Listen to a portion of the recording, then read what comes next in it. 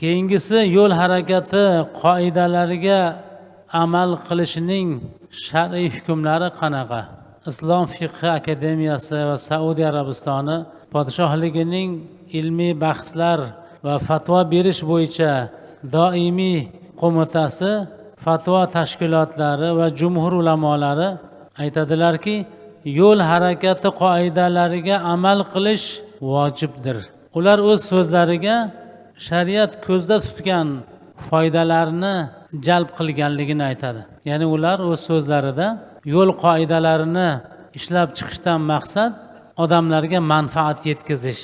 Mana shu nuqtai nazardan bularga amal qilishlik vojib deganlar. Shariat qoidalariga soladigan bo'lsak, yo'l qoidalariga amal qilishlik aslo shariatga zid emas.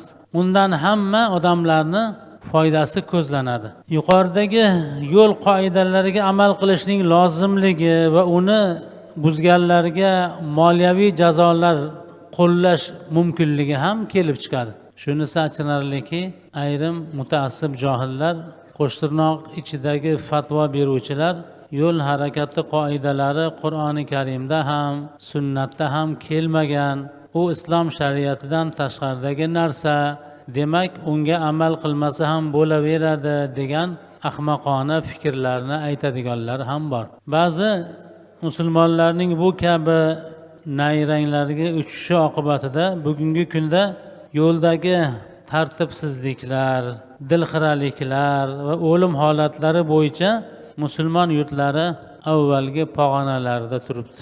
Aslida yo'l qoidalari, ularga amal qilish madaniyati musulmonlarda yuqori bo'lishligi kerak edi.